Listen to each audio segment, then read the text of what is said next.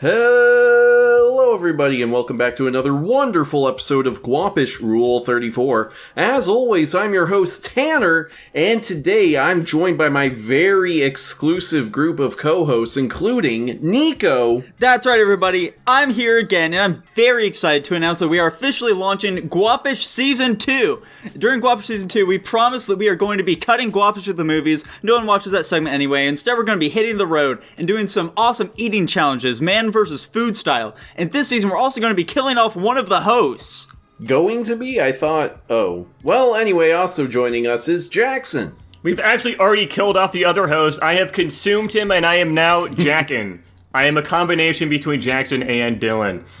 Furthermore, you guys should reference me as Jackin, or else I will not respond. I feel like your name would still be Jackson if we combine Jackson and Dylan. That's just because Dylan's name ends with an N. That doesn't make any sense, man. I guess we could do Jacqueline. There we go. No, dude, that sounds too effeminate. Jackin's funny because it sounds like I'm saying I'm jacking off. That's true, yeah. And sex is hilarious, Tanner. It never fails to make me chortle. Oh, let's talk about Tommy Wiseau. Yeah? Yeah, given a little, preamble to the fucking Guapish at the movies today, we did in fact watch Tommy Wiseau's The Room, and he's just a fascinating character. I had heard that he was like a Danish millionaire and whatever, but then this week I ended up reading his Wikipedia article, and we kind of don't know jack shit about the guy. We don't know how old he is. We don't know what country he came from. We're unclear on how long he's been in this country. And people genuinely have no idea where he got the money necessary to make his movie. Which cost, I think it cost like $6 million. So yeah, where... Because his story is he's like... he moved over here, I think in like the 80s or 90s, he said, or something like that. He claims. There doesn't seem to be many records of him though. And he started out like living in San Francisco being like a waiter, and then on his spare time he'd sell like little knickknacks and toys like on the side of the street. Allegedly, from what I saw, he would sell, like, fucking clothes and, like, jackets from Korea or some shit like that. There's a lot of different narratives out there. And also about real this guy. estate. Allegedly, he's into real estate. Yeah, I've heard that too, but, like, it just doesn't make much sense. The man truly is an enigma. Mm-hmm. But yeah, I find this man very interesting, and I think it'd be very funny to meet him someday. What do you think you'd say to him if you met him? What would I say to Tommy Wiseau? I guess I'd just skip straight to, hey man, can I have some money? Give me some of those room royalties, eh? Jackson, what do you know about The Room exactly? Like, outside of, like, you've seen the movie this week. How much do you actually know about, like, the making of The Room and everything behind it? Nothing. Oh, okay. All I know is that it's just been kind of lambasted for a while as being just like one of the best, it's so bad it's good movies. Gotcha. Do you know how it gained its popularity? Somebody saw it and was like, this is funny, and then it spread. Sounds about accurate. That is a very solid general explanation behind it. Another funny thing I find is, so the actor who played Mark, Greg Sestero. Yeah. He's like legitimately friends with Tommy Wiseau. They seem like, it sounds like they are like very close friends, which is why he ended up writing the book about how the movie got made. Yeah. And I'm just like, how did that happen? Because he appears to be, now older, but, back in 2003, he was maybe late 20s, early 30s, very handsome young man. Why is he friends with this weird, like, Eastern European, like, old man who's, like, out of his mind, I believe that what it was is they had, like, acting classes together, and that's how they initially met. Dude, there's no way. Yeah.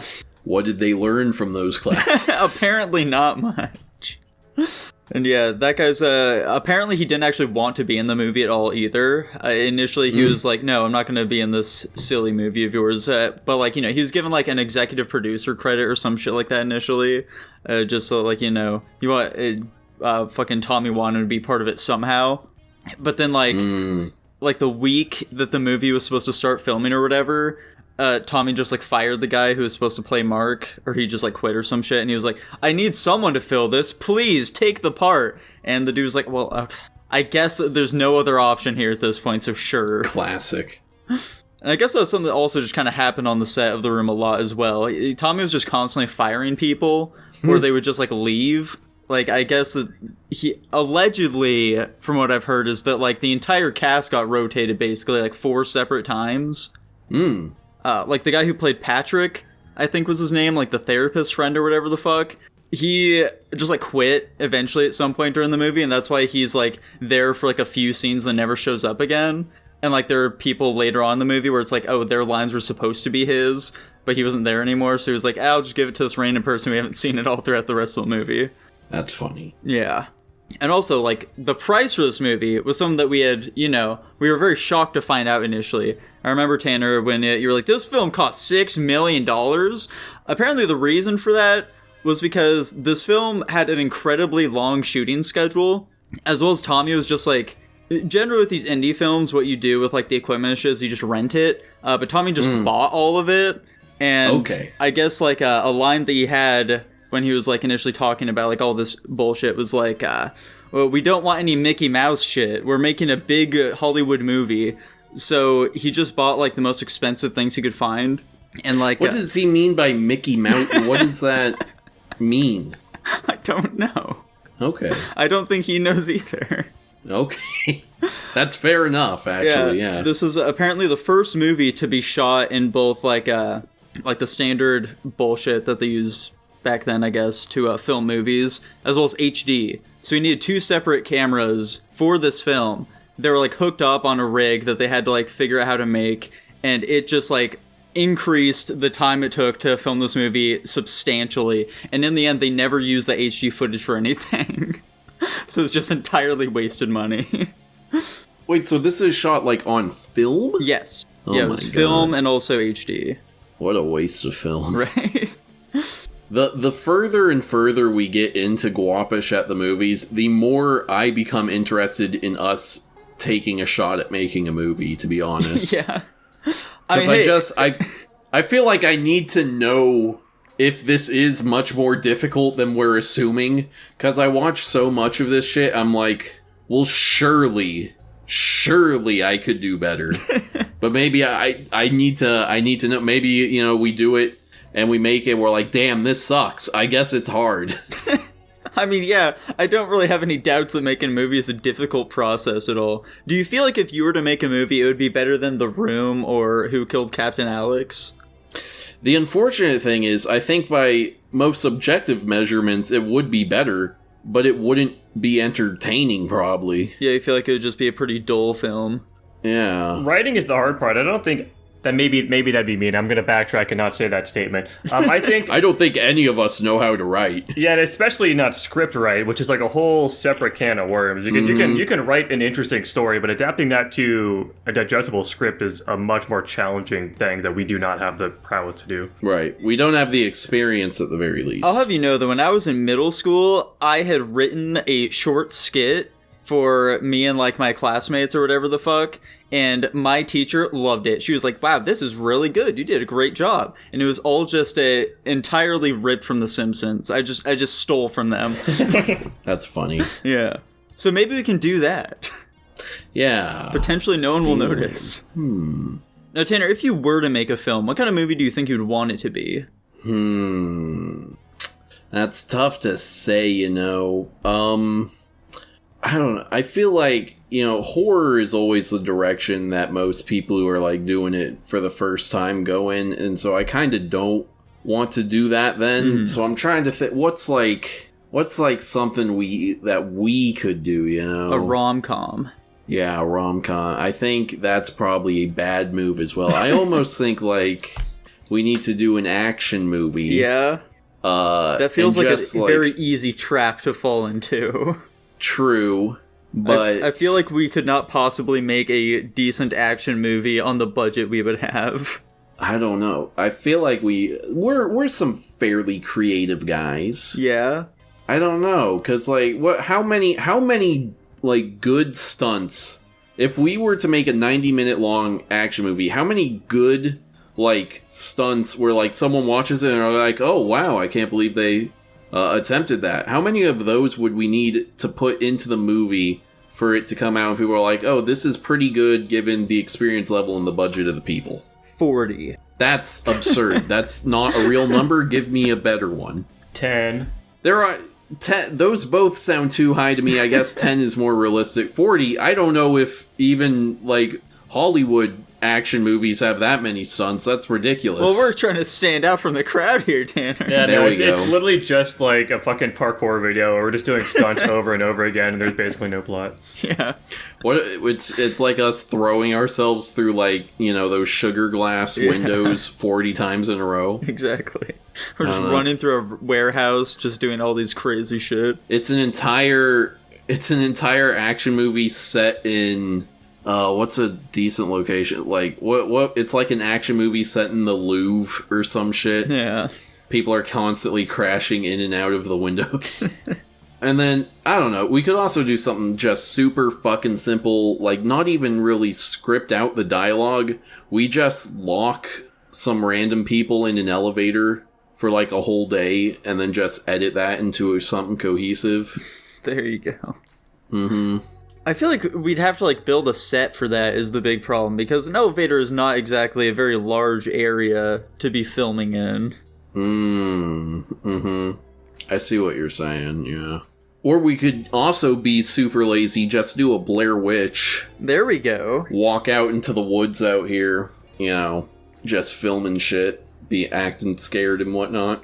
I think the Blair Witch had a shockingly higher budget than you would expect it to have as well, though. The number that's come into my mind, and I watched a documentary about it recently, so I feel like my number can't be too far off, is $67,000. Yeah. That's pretty close. Yeah, it was $60K. Okay. Although, like, in post-production, all that shit, it was, like, between $200,000 to $750,000, which is a very large fucking margin of error. Is that there. for, like, all of the advertising they were doing, or? It does not specify. It just says post-production. Interesting. So Yeah, who's I to don't say? know. I guess, like, all the editing and shit really inflated that budget there. Yeah, I guess. Yeah. I don't know, though. I feel like horror would be the easiest route to go for here for a first movie. I know it's typical, but, like, it's typical for a reason. You don't need a very high budget. The likelihood that you'll make a good return on your investment is pretty high. Yeah. And I guess since we're, out here in Oregon, we naturally gotta do, like, a Bigfoot horror movie. Are there very many Bigfoot horror movies out there? No, like, prominent ones. There's Okay. tons of, like, Sci-Fi Channel schlock. Who would play the titular Bigfoot? I mean, do we even really need to show him, is the real We question. can I think CGI him no. in. There we There we go. We just find a CGI shitty 3D Bigfoot. model of Bigfoot. There we go. Just on the fucking Steam marketplace or whatever, the Steam workshop. Yeah. Maybe we cast Shaquille O'Neal as Bigfoot.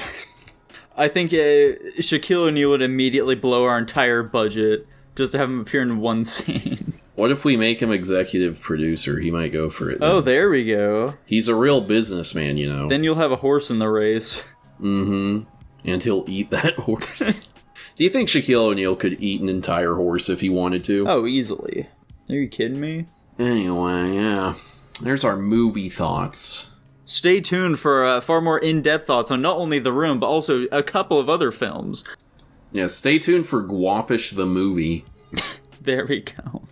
Nico, what precisely are beige flags? Beige flags. Okay, so this is Yeah. like a thing that's been, it started to become prominent more recently within, like, TikTok and all that fucking bullshit. Jackson's no doubt seen a bunch of shit on this stuff. Oh, God. So the whole idea behind it is, it's not like a red flag, it's not a green flag at all. It's just like kind of a weird little quirk that someone has. Yeah.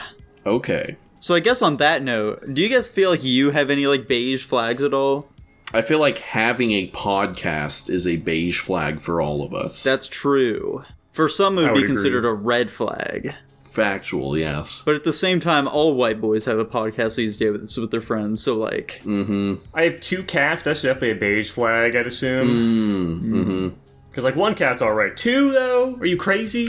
Honestly, I think owning a cat as a man is a beige flag just automatically. Allegedly, from what I've heard, it's a red flag on dating apps. Apparently, men who have pictures of their cat in their bio get less fucking, like, likes and shit like that. That's crazy, dude. Yeah. It's because we already have pussy. That's the only thing that makes sense. It scares them off. I don't want to be fighting with that cat for your affection. That's real, though. Mochi actually does, like, fucking establish his dominance over women whenever I, like, first bring one around, you know? He'll, like, just fucking sit next to me and just, Is that why like... they've never stuck around? Exactly. That's why they don't want to compete with the guy. He just, like, sits on my lap and stares at them is what happens. Of course he does. What else would he do? That fucking pervert. I don't know, Tanner. Do you have any beige flags that really come to mind here of yourself? I don't know. I don't really do much. Is the main thing. And that's a red flag. Okay, sure, yeah. Women want a man who's exciting, you know, who will take him out, go on adventures. What the fuck is an adventure, by the way? It's nothing. I think most women 5-mile hike. Yeah, exactly. I think they actually mostly just want you to occasionally suggest going somewhere, and then they can say no, I don't want to do that. Yeah. But they get the feeling of going on an adventure just from you saying, "Hey, do you want to go on a camping trip?" And then they can say no. I'd rather sit here and watch The Office instead. Thanks for suggesting it, though. Yeah, exactly.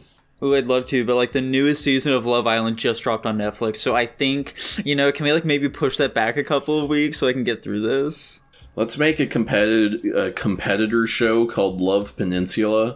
Yeah. And it's fucking identical. It's just that it's on a peninsula and not an island. Let's go even more pedantic. We'll have Love Archipelago. Oh, there we go. It'll just be a bunch of different fucking Love Islands competing with each other. Oh, wait. Okay, hold on a second. So we combine Love Island with Survivor. And so it's an archipelago of Love Islands where they are all trying to date within their island while also competing as teams against each island. Yeah, people get eliminated over time. I feel like that's an idea, dude. I feel like that is... It's like if you made a tournament arc for Love Island. Yeah, which means people are going to automatically love it. And then... I don't know. What could we do that's really like fucked up that'll make people want to watch it? It's either like each island is like different races or nationalities. Oh. Or each island is like various levels of fitness or something. Nah, I like the idea of nationalities better. Just because that would turn so horrific so quickly. And it's a reality TV show, so that means people want to watch it. Yeah, exactly. Yeah. Okay, Jackson, I'm going to need you to get some money together and maybe organize a pitch. We're going to be bringing this to CNBC, I think. I feel like they'll take it. CNBC? Let's just go straight to the BBC. Yeah. That's true. Do we want to sell it as just... Can we just call it Love Island Tournament of Champions? I feel like they're... No, hold on, wait. That's a bad one. I'm sorry, that was a bad subtitle. Love Island, man, what's a pithy way to do this? I want to incorporate the phrase all's fair in love and war. Oh, Love Island, Love and War. There we go. It's perfect. We can do something with this, guys. We can. There's something here. This has to be an idea. Come on. Do you guys watch much reality TV at all? Do you like it? I don't watch any of it. I watched it before and I think it's okay. Yeah, I've had like girls be like, "Oh, we're gonna fucking watch this show." I'm like, "Okay, sure, why not?" And I can definitely enjoy it as long as they also understand that this shit is really fucking stupid and they can just like laugh at it with me. If they're like seriously invested in it, then it's like, what? I can't just like, I can't bite my tongue here. Right, yeah. I need them to know how stupid this shit is. Yeah. I feel, and what's unfortunate to me is reality TV shows have also just gotten dumber over time. Yeah. Where it's like, originally it was, shit like Survivor, where at least there's like a competition aspect or a survivorship aspect or what, something a bit more engaging. And now it's just like every single reality show is like, hey, maybe they'll fuck, but we're not going to show you. Yeah. You know? We gather this group of people and isolate them, and maybe they fuck. Or, like, you know, back in the day, they definitely cover it up a bit better in terms of, like, you know, showing that, like, this shit is very obviously staged. Mm-hmm. But nowadays, it's like, how can anyone take this seriously? Right, yeah. Like, can you imagine? There's a guarantee, there's some executive producer out there who's like, how do we make Duck Dynasty, but they fuck? You know? Redneck raw dogging. Mm-hmm. Actually, hold on a second. Duck Dynasty, but they fuck. I'm pretty sure that's just like My Big Fat Gypsy Wedding or whatever that one show is. I don't think I've heard of that one. My Big Fat Gypsy Wedding? Yeah. What? I think that's the name of it. Or gypsy. It's something. It has something to do with gypsies. I don't know. My Big Gay Gypsy Wedding. Yeah, there you go. I can't say this for 100%. I'm pretty sure gypsies are homophobic. But I'm not sure. Do you guys think if a random gypsy was summoned and put in front of you, you could beat them in a fight? Are they male or female? Just some random gypsy, dude. A random gypsy? Mm-hmm. Well, it's a 50-50 shot if I get a chick or not. Yeah. Unfortunately, guys, I'm gonna just say the chick gypsies are pretty fucking tough as well. I think but they're a woman, dude. I think I could take them. Listen, dude, the average guy is stronger than, like, the strongest woman. That's not true, but...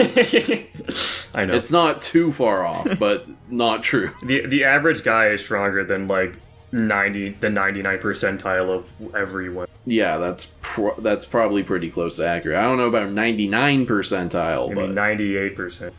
I'd say, like, 80%, but...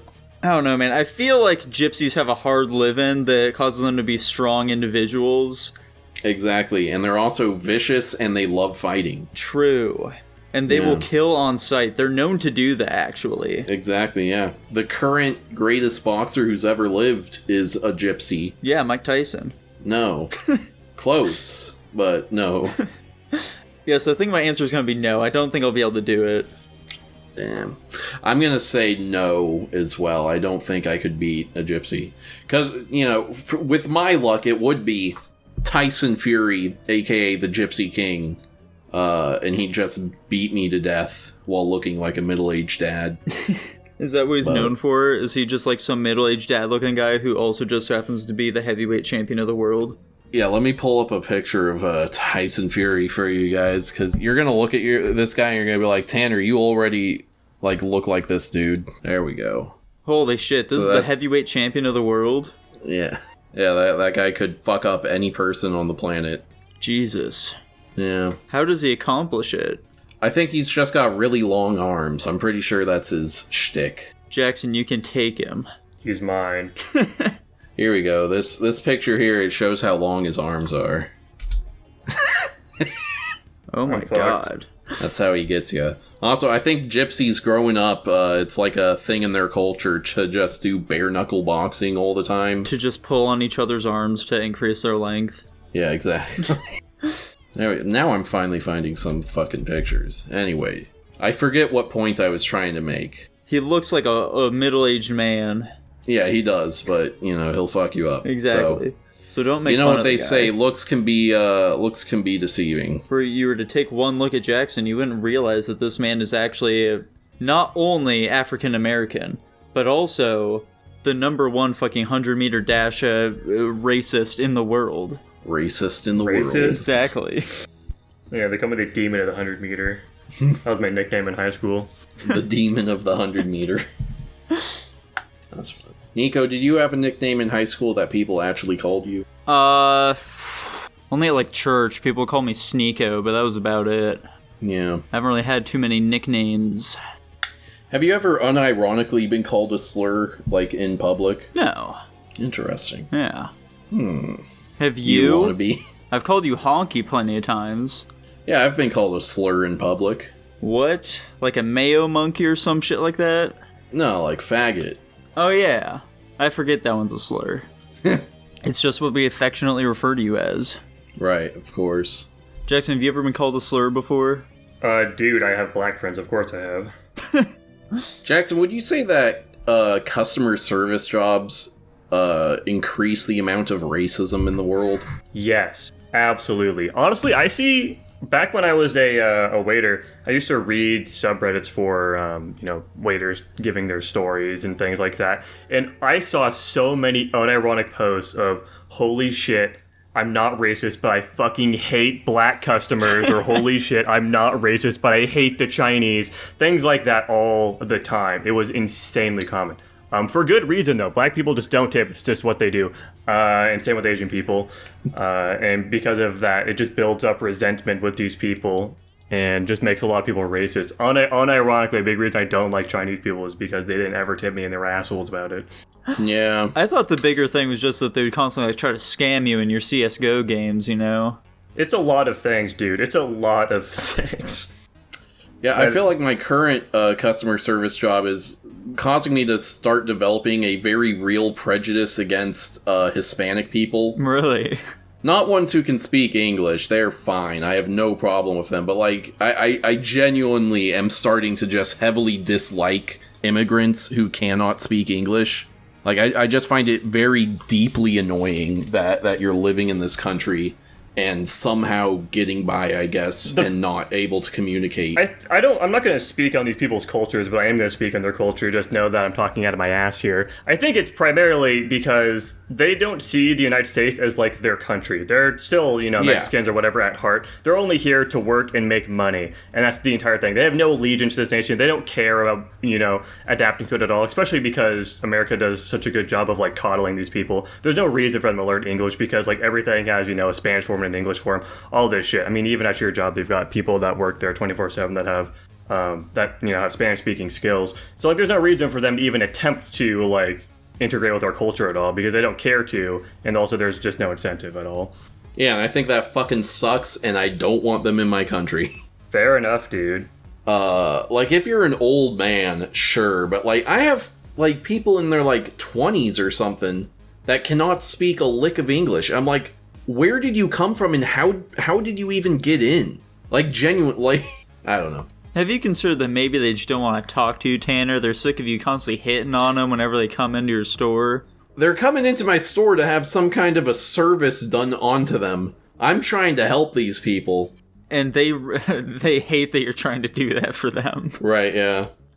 They come into the store and they blame me. Other than that, I think that's the only group of people that customer service jobs is really, like, starting to affect me with. I will say, 2 nights ago, I was at Chipotle getting an order, and there was this, I'm gonna say Indian man, and he was making the most annoying order I have ever seen. Like, all this small, little, super specific instructions and dumb, nonsensical requests. It was like, he, like, ordered one bowl that was, like, half white rice and half brown rice. And he was like, but can you mix that one together? And then on a separate one, it's also half and half, but I want those actually in 2 halves on the bowl. And then I want pinto beans, but only, like, a very, very, like 4 beans on the thing. And then he was like, can I get 3 tortillas? And the person starts making them and then wrapping them up. And he's like, can you wrap them individually, though? And I'm right behind this guy, and I'm watching this. I'm like, this person making their food, they're gonna remember this for a while. Yeah, this guy's plotting a murder currently. Yeah. You should have said something, man. You should have spoken up about it. Hey, sir, can you knock it the fuck off and just order your food? What the fuck? Buy the ingredients and make it yourself, you fucking pig. Something like that. You could have come to that employee's rescue, dude. I should have said something, you're right. I should have stepped up. I just said, hey man, get out, go back to your fucking country. Right in the middle of a Chipotle. Yeah, what's your experience with this, Nico? You've done customer service work. Yeah, I've done customer service a pretty good deal. I'd say, like, the real white trash people are the ones who I hate the most, generally speaking, I mean, you'd have to really elaborate more. I feel like it's fairly obvious with them. What do you mean? Like the fucking white trash, like super redneck sorts of types, They bring their kids into, like, a store and they just let them run around and shit like that. Just like, not really paying attention to them as they knock shit over and all that kind of stuff. really fucking annoying. And they ask really dumb questions, and, like, try to also just, like, homeless people as well, dude. Oh, just yeah. like trying to sell random shit to me when I was working at the old GameStop was really fucking annoying. Where it's like, no, I'm sorry, we cannot take this shattered cell phone that you have. It's simply impossible. Or like phones that are very obviously stolen and shit like that. It's like, we need to be able to unlock this phone, unfortunately, and able to take it from you. Kind of strange that you don't know the password for it, but oh well. Yeah. Just shit like that, I would say. I agree with that. I'd say white trash people are like 50-50 for me. Sometimes they come in and like they seem to have two different mindsets. There are some where like, listen, I am here to do a business transaction. I will use the fewest words possible and let's get me out of here quickly, please. Yeah. And then there's like the really dumb ones where like they literally don't even, they like barely remember why they walked into the store in the first place, you know? Yeah. I think it comes down to if they have jobs. Yeah. Like if you're, you know, a rural low class white American, if you do not have employment, employment is truly the only thing giving you a coherent thought process. Because if you don't have like some reasonable level of, you know, if you're not an electrician or a plumber or something that's, you know, making you some money, you're just the dumbest of the dumb and you like cannot operate in the modern world.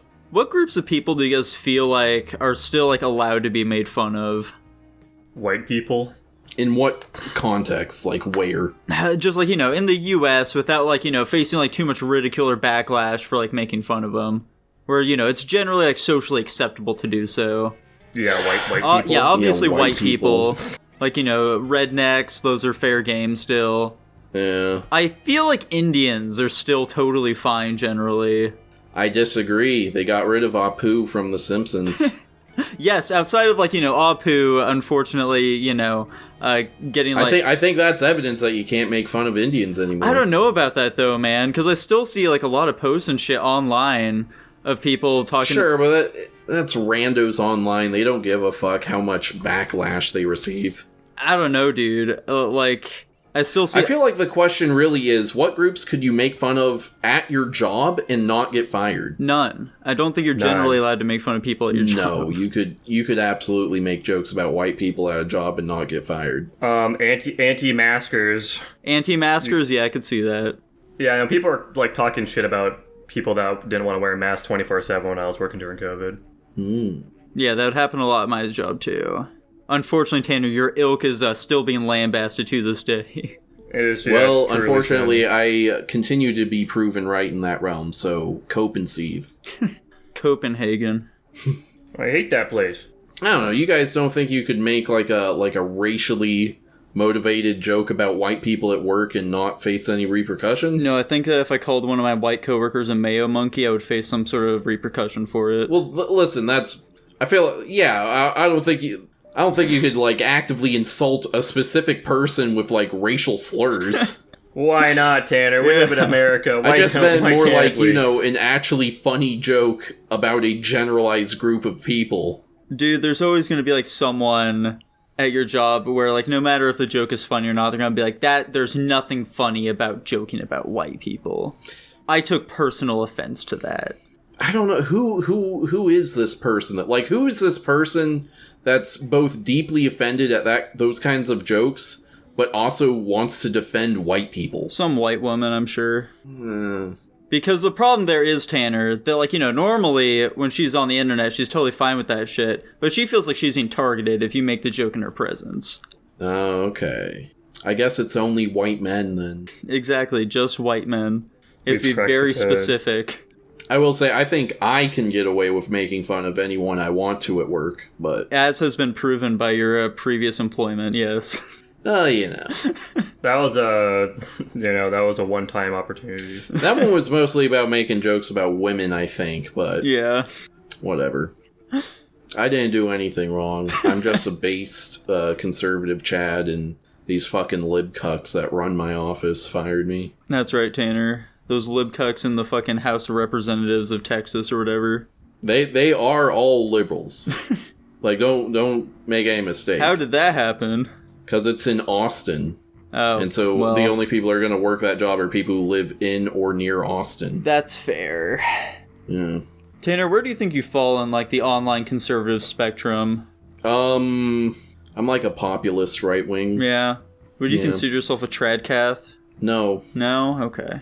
I'm not Catholic, so... I'm also not crazy traditional either, so... Well, fair enough. Guapish at the movie time, guys! Guapish at the movies! What's one of the songs from Tarzan?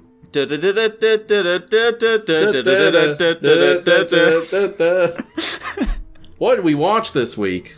Oh man, we watched the Patreon pick, which was The Room. It was The Room. We referenced this not later, in the episode. This is Tommy Wiseau's magnum opus here.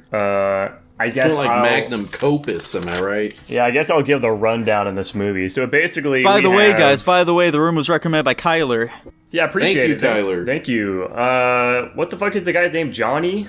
Yeah. It doesn't matter. Tommy Wiseau is dating some total bitch, right? He's rich, he's handsome, everyone loves him, he's the talk of the town, he's like the best person of all time, he's like constantly jacking off his own ego in this movie, and he's dating some fucking bitch that wants to cheat on him, because he's not fun, and that's basically the only justification we get about it. So she chooses to cheat on him with his hot best friend, and she does, and they cheat for a while, and then eventually Tommy figures out, and he finally comes to terms with the fact that he's gonna lose his girlfriend, so he fucking shoots himself in the head, and that's the whole movie, basically, in a nutshell.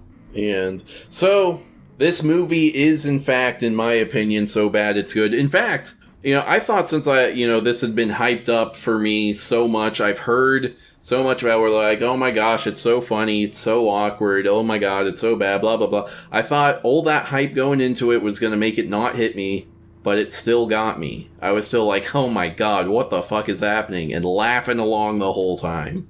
You might say, Tanner, it's so bad that it was, in fact, the best film you've ever seen before.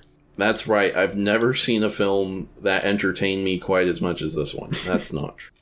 Yeah, perhaps you've heard of a little film called The Day After Tomorrow. Unfortunately, or maybe I'm just throwing that. Don't ignore me saying unfortunately. This movie has another case of, like with comedy movies, where it's like, how much more can I say other than I found it funny? How much more can we truly add to the discussion of The Room? True. Except for, were you guys aware that initially, so like, here's a bit of background information about The Room. I know we talked about a bit of it during the, during the normal Guapish time, but right now in Guapish at the movies, were you guys aware that initially The Room was actually supposed to be a stage play, okay? It was supposed to be a play, but Tommy was like, no one really watches plays. I hear that movies are popular, though, so I'm going to make it a movie instead. But first he made a book, which was 500 pages long, and so there was a shitload of content from the book that needed to be trimmed down in order to make it a, semi-cohesive plot here for the film. Such as, apparently, initially, it was supposed to be revealed that Johnny, was supposed to be a vampire. Huh. Also, he was supposed to have a flying car. Huh. Yeah. Does the book, in the book, does it make sense why they call it The Room? I doubt it. But yeah, that's about all I personally have to say about The Room. I thought it was a very silly film overall, it was very entertaining, but also it's incredibly bad. It's not very good from, a general film standpoint. However, as far as entertainment goes, I found it an enjoyable time. Yeah, Jackson, what are your thoughts? Yeah, I really don't have much to add about it as well. It's fucking, from a basically anything but entertainment standpoint, is absolute dog shit. Yeah. The acting is horrible, the writing's horrible, the story is, basically entirely pointless. There's just so many characters for no reason at all that have no use. There's just so many wasted scenes of, just nothing happening at all. Motivations are completely retarded. It really just makes no sense. Also, I don't know if it's intentional, but, holy shit, they really just jack off Tommy's character constantly. Is it, literally, an ego thing? Like, Tommy Wiseau wants people to constantly be praising him and shit, so he kind of just projected that by making all the characters love him or something in the movie? Or am I looking too deep into this, do you think? I can only assume that he legitimately went through a breakup somewhat similar to this one and just needed to feel better about it. That honestly would not shock me. That bitch. Yeah, but this was a funny film, and I'm gonna just get this out of the way first. I don't think I've explained how I do in my ranking of So Bad It's Good films. Frankly, this is only like the second one we've really seen that I think falls into that category outside of Waxwork, or including Waxwork. And Waxwork I give a pass primarily because it is explicitly stated to be a comedy. This is not. This is supposed to be a serious like tragedy drama film. So I'm going to rate it as such, which is like its big falling. I know Taryn's not going to agree with me on that. But I am still, of course, giving it points for the fact that it is pretty funny. But like, and if I wasn't rating it for it being funny at all, this would be like easily like an F tier film for me. But because you're grading it a little bit on a curve here due to it being pretty funny, then what's your actual rank? I'm gonna give it a D plus. D plus. Okay.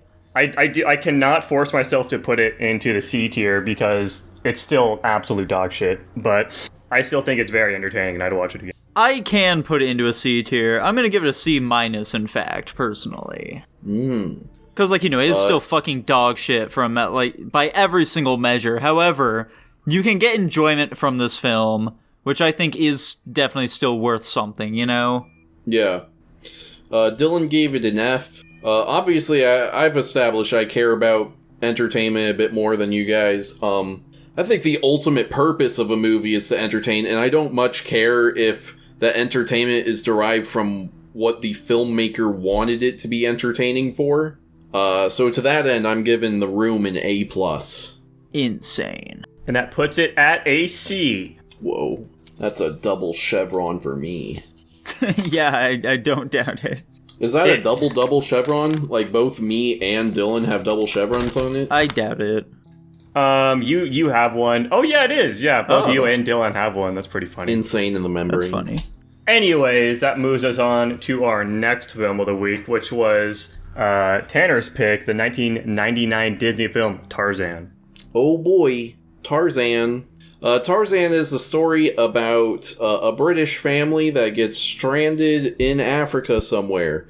And then the parents die and the kid gets raised by gorillas, and then some explorers show up like 18 years later or some shit.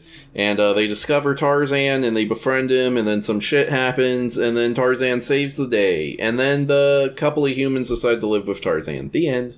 This is a fine, okay movie. Yeah, personally, I think this movie's pretty fucking boring. But it also is because I have seen it relatively recently. Maybe if I don't know. I don't think I really thought that highly of it when we initially watched it. Nico, pull up or put my audio of my review of it. You got it. I'm glad we shared this. Alrighty, Jackson. We just finished up Tarzan, dude. What'd you think of it?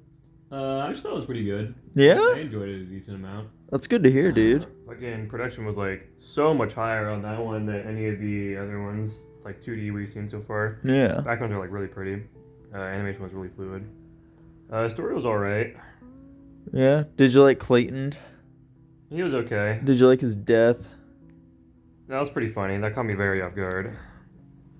Where the fucking just the shadow of the lightning flashing with him hanging himself. Yeah. Yeah, I can't even remember the fucking, like, the big guy's name. Kerjak. Whatever. I knew he was gonna die the second those guys started fucking pushing, of course. The big strong guy's gonna die protecting his village. I think it's really fucking stupid how quickly he 180'd on his opinion on Tarzan. Oh yeah, 100%. Like Tarzan just fucking betrayed them all, and then for all he knows, just sentenced them all to death because there's just a bunch of humans now coming and fucking swarming them. Like, why the fuck was he like, oh my god, he came back, I'm so happy, even though we're getting fucking swarmed 99% because, him. Very, very strange. Yeah, I definitely don't think they deserve that, that scene of them coming together there. Yeah, no, that was really stupid. I mean, like everybody else, too.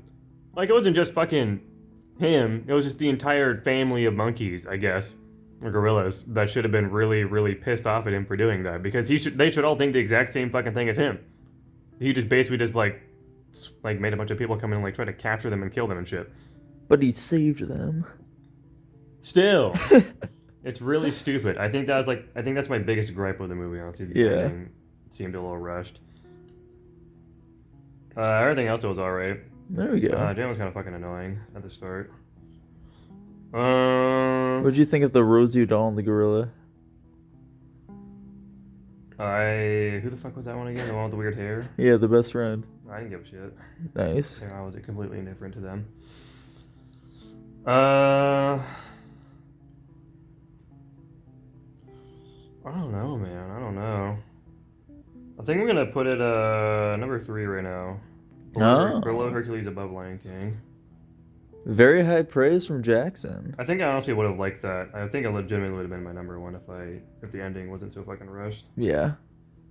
That's fair, dude. That's fair. It's a shocking turn of events. I wasn't expecting to enjoy Tarzan so much, but I'm glad to hear, dude. I don't really have much to say about this movie either, to be completely honest. It's kind of a nothing burger. I think most of it is just like average movie nonsense with really good Disney animation. I think the backgrounds are gorgeous. I think it's a really pretty movie to look at. I think the ending is fucking retarded, though, and honestly, that probably puts it down more than I think it should. For just, like, a minor reason, like Tarzan, right? He is the reason his entire tribe, basically, was kidnapped, killed, all this shit. You know, the main guy, the head honcho, he was warning him all this time about the dangers of, like, inviting people into the tribe, things like that. He just completely ignores his words, and then, like, that's, like, kind of, like, the whole point of the movie, I would say, like, the message, really. And then he ignores his words, he disobeys the messaging, gets him fucking killed, puts everyone else through a traumatic experience, and then he's rewarded by becoming the leader of the tribe in the end, for some reason. He should be fucking banished, never to be seen again. He did something unspeakable to them. Why are they chill with him? It's so stupid, it makes no sense. It's really also, dumb. To be fair, gorillas are not very intelligent. Well, these ones have been shown to be, I would assume, so I'm gonna give them a bit of the benefit of the doubt here. Especially, like, his Tarzan's mom. Why is she chill with him, dude? Like, she looked horrified when he first brought them in because she realized what he had done, and then she saw the consequences of his future actions. Come on. She got his fucking husband killed. Come on. True. Gorillas do not have object permanence, actually. Yeah, I legitimately would probably rate this movie like 2 or 3 ranks higher if it weren't for the ending. The ending really just fucking sandbags it for me. Maybe unjustifiably so. I don't necessarily think it's very unjustifiable. That shit with Kerchak is really fucking stupid. Yeah. I suppose the simple solution to that would have been, like, you show... I don't think there is a simple solution. Yeah, you'd have to completely rewrite how they're planning on doing this encounter. Like it'd have to be like they stalked him back or something. I mean, that's kind of I almost, but like then you wouldn't have, because he would want to legitimately show Jane the gorillas though. So yeah, I don't think there's a way to pull it off. Anyway, I think this movie is pretty. What I'll say is empty calories. Yeah, like it looks nice. The plot is really whatever. The characters are fine. Dude, fuck Turk, dude. All my homies hate Turk. That son of a bitch. I like Tarzan and Jane's dynamic. That's about... I like our villain. I'll say that. I like our villain. I think he is sufficiently menacing, let's say. The songs are...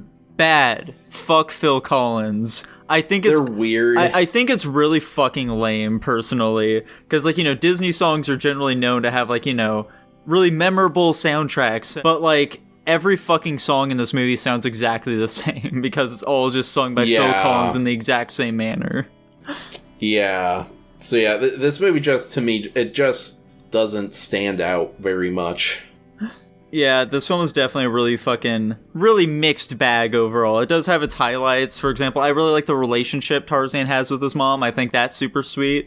That conversation they have when he's like a little boy, you know, getting mud all over him, wanting to be more like a gorilla. I thought that was cute, if not problematic for today's, you know, sort of political climate. But, you know, say la vie, I suppose. I can't believe Tarzan did blackface. And, you know, him with Jane, I think is weird how quickly it goes into the romantic direction. That feels incredibly odd, because it's like he's some wild man in the jungle. Why does she... Also, he's so fucking smart, dude. What?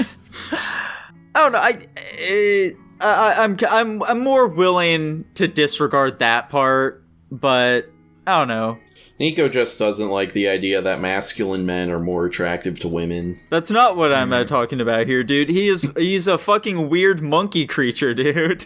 Yeah, and that's what women want. They want to be ravaged.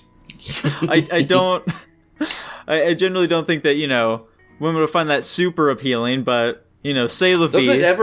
Does he ever communicate to Jane that he is in fact a human and that, you know, he got stranded there or something?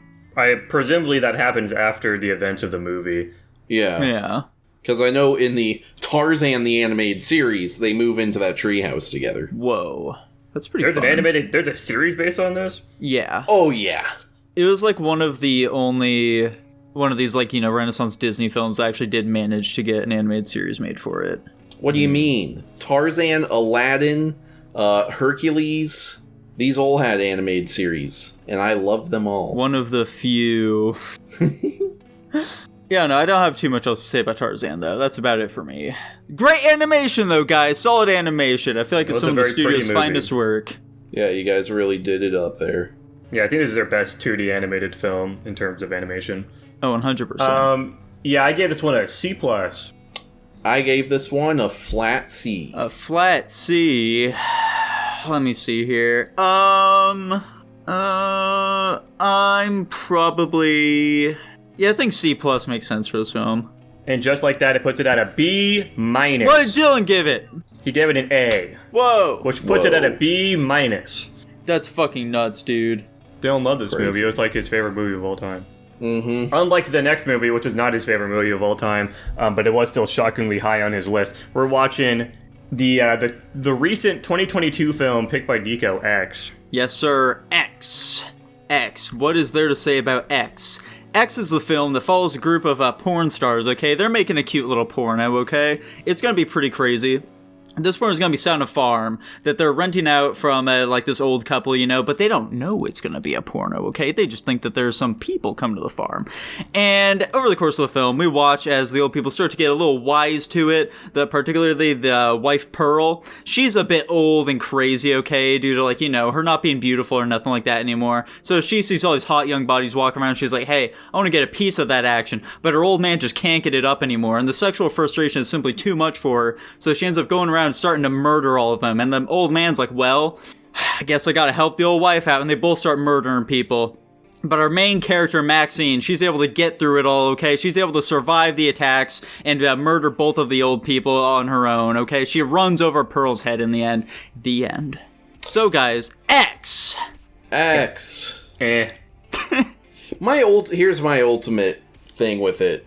What is the point of this movie? What's the point of it, dude?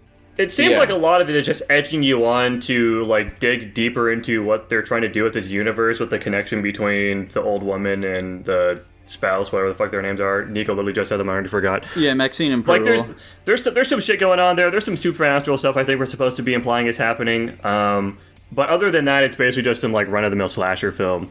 With arguably, I think, pretty decent acting and general cinematography, which is probably its best thing that has going for it.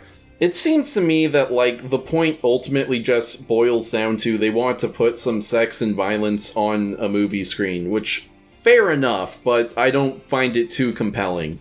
I mean, you know, dude, that's like the general slasher thing. So, this movie, yeah, it is definitely a slow burn. That's pretty typical for A24 films, you know? But, like, yeah, like you guys were saying, pretty solid acting. I definitely do appreciate what this film is going for. It's like utilizing the skeleton that makes up the typical slasher movie, but, like, you know, they don't generally rely on the tropes of it too heavily, which is pretty nice. The film doesn't rely on the tropes of it too heavily. It's a bunch of people going into some spooky location, acting dumb, and getting picked off one by one with sex and boobs and stuff. Like I was saying, it uses the skeleton, but it's not relying on those tropes solely for the film, okay? So, like, yeah, it uses fucking sex, okay? It pushes that to the forefront and makes it an intrinsic part of the plot, which is something that, like, you know, all these fucking slasher movies, they always have, like, these, like, little sex scenes and shit like that to get the teens into the movie theater. But this film is, like, actually, you know, utilizing it as part of the plot here, okay? As far as, like, you know, it's not using the tropes. Like, the characters themselves aren't really, like, falling into these typical archetypes, okay? Where it's like, this is the stoner guy, this is, like, the chick who just gets fucking railed and is a total slut and shit like that, okay? Like, these actually do feel like actual people, rather than just, like, stupid fucking characters in a slasher movie. That's, like, my main thing there, you know? I disagree, but go ahead. I think I kind of agree with Nico. I definitely think that this movie does a better job characterizing its cast than most slasher films do. especially with the whole talk of like sexuality, which is kind of out of left field and mostly just there to build tension with the fucking couple.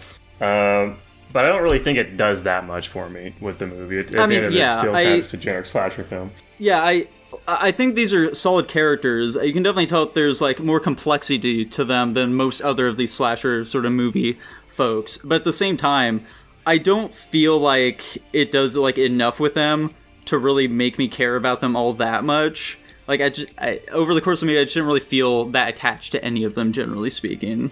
Yeah, same, pretty much. Yeah. I did like all the foreshadowing, though. They did a pretty good job of that throughout the film.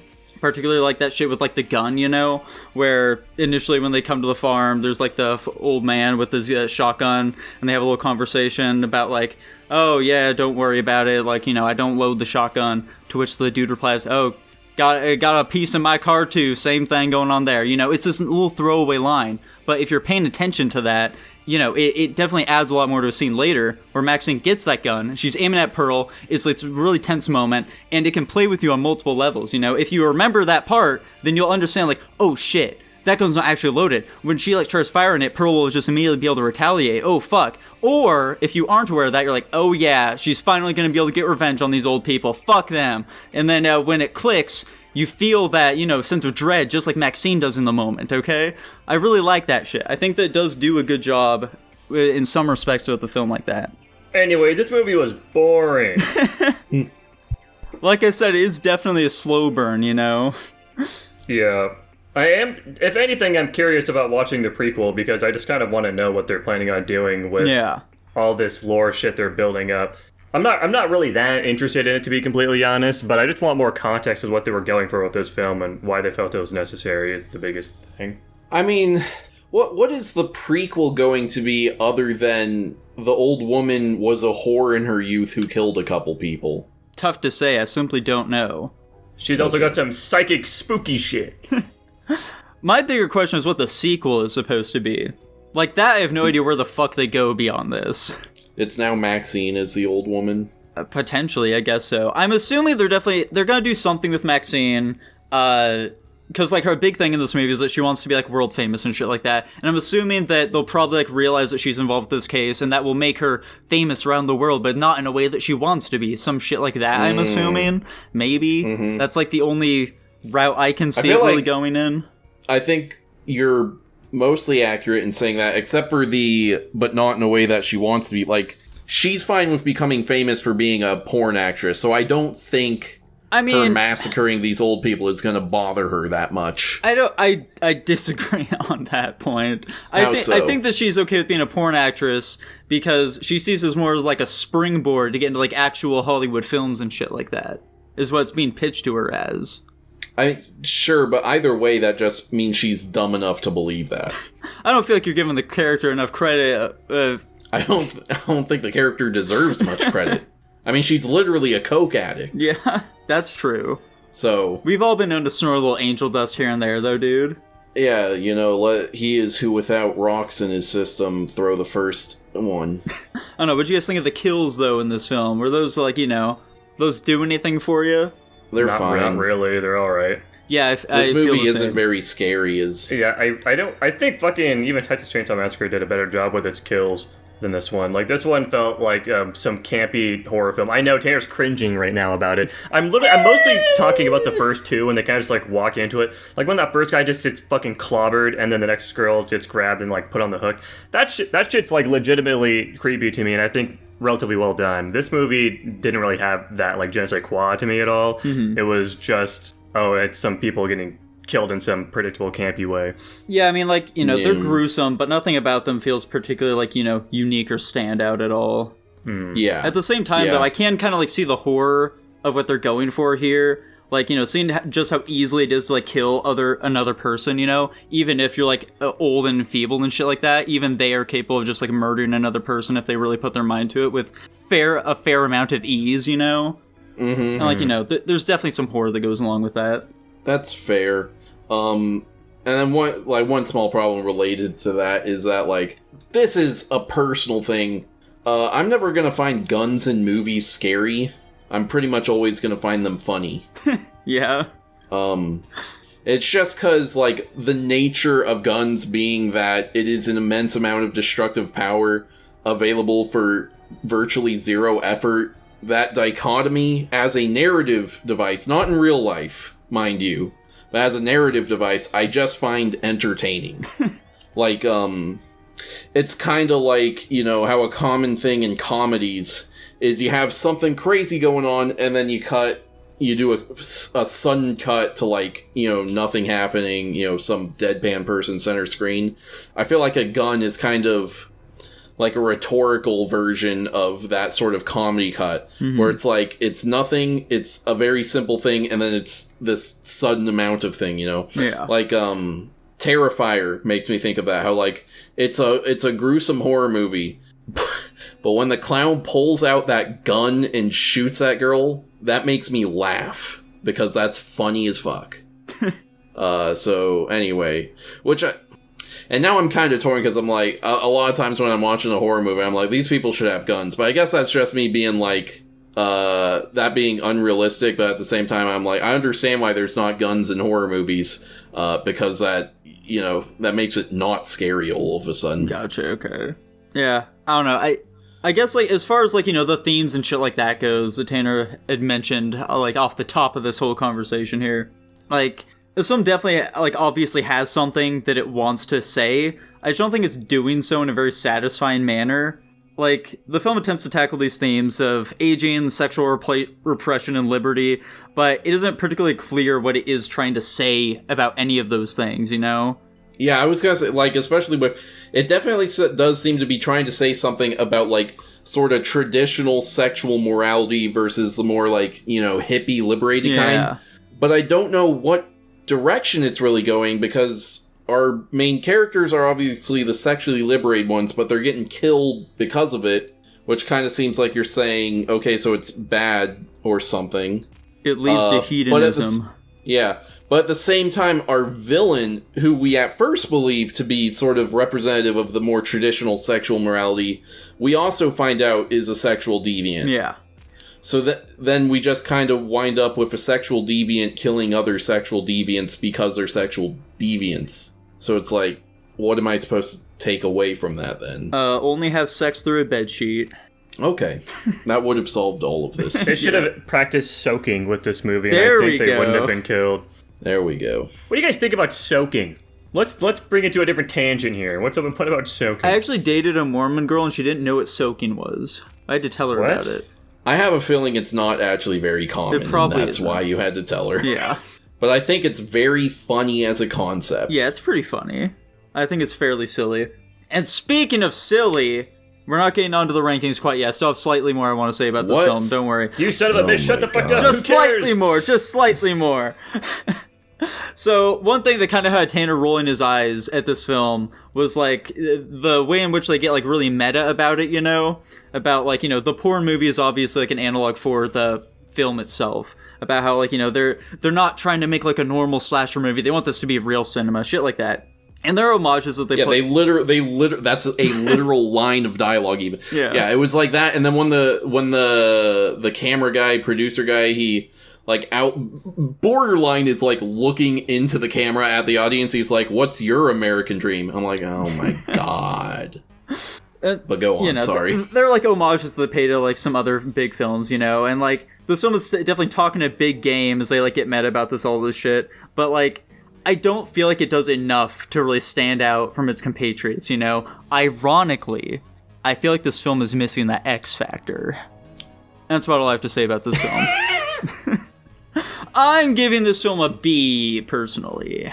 That's crazy. I'm also giving it a B. Whoa. That's crazy. I gave it a much lower ranking than you guys, and I give it a flat C.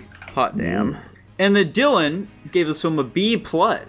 He was the highest on that one. Yeah. That's fucking insane. Yeah, very we shocking. need to know why he did this. Anyways, that puts it at a B, meaning it was in fact the best movie we watched this week. Wow. Interesting. Very excited to see where the series goes in the future. Yes, sir. And with that, Anyways. guys, that's another Guapish in the movies in the bag. Jackson, what movie are you picking next week? This week I am picking the 2019 film Midsommar. Oh, that is no. another A24 film. And I that's didn't know that. Yeah, that's another film I can remove from my list. Thanks, dude. I've been meaning to pick this one for a while, and I was like, fuck it, let's just do it now. From what I've heard, I think this is supposed to be like their best film that's come out of the studio. That's also what I've heard. I've been excited to watch this movie, though. People say it's a fucking trip and it's really hard to watch, and that is exactly what I want to watch with a movie. Same here, dude. Sounds fucking awesome. And on the flip side, Dylan, who's not here today, decided to pick Kong Skull Island. What year is that movie? 2018? 2017? 1982. We'll never know. But for our Patreon, Jackson. Yes, if you guys subscribe to our Patreon for $1 a month, you can request a movie for us to watch. And this month, or this week, we picked Bruce Almighty. Thank you, Tutbot, for requesting Bruce Almighty. Holy this is shit. Literally, I think the very first one we ever got, maybe? Yeah, I think that's true. It's the oldest one by a country mile. This was put in on May 2nd of last year. Yeah, I was going to say, I feel like that's our oldest one, so it's cool to see it's finally gotten picked. Yeah, almost 8 it only months took later. over a year. Yeah, crazy amount of time. The funny thing is the next one after that one is from September, so this one really just never this got September? picked. Yeah. No, last September. Oh my god. So if you too would like your movie to almost wait a year before it gets picked, then feel free to subscribe to our Patreon. Jackson, would you like to tell the people all about it? Yes, give me a moment to find where it is again, because I always, every fucking time, I forget where it is. What channel is it in? Wait. It's in the rules. Rules. There we go. All right, guys, if you subscribe to our Patreon, you get some crazy shit. Like, as we said, you already get... you get to pick a movie once a month for us to watch. We don't actually watch it that month, but it gets picked eventually. You guys get to our pre-show, the pre-guap. You get early access to the episode. The second they're done editing, they're uploaded onto Patreon for you to watch. You get access to our Discord. You can talk to us. Specifically, you can talk to Dylan and Tanner's girlfriend if you want to. You get to request topics as well as movies. And also, we've got the Slime Spot in here, and you get 500 free slime points. One time only. Also, you get your name read out, like the list of people that are going to be read out soon that Tanner's going to be doing right now. That's right. Thank you very much to all of our patrons. Netagant, Rahim Rajawani, Kyler Nikolai, briefly interrupting the name reading to say I'm a Hebephile, Top Ramen Man, Joshua Bean. That's it, I'm quitting the fucking podcast! You guys are all assholes! Tutbot, Lucas Ledette, Hunter, Jake, and Jacob Edwards. And I hope you really enjoyed this episode this week, guys. We certainly enjoyed filming it for you. And as always, thank you very much for watching. Bye-bye. Bye-bye. Bye.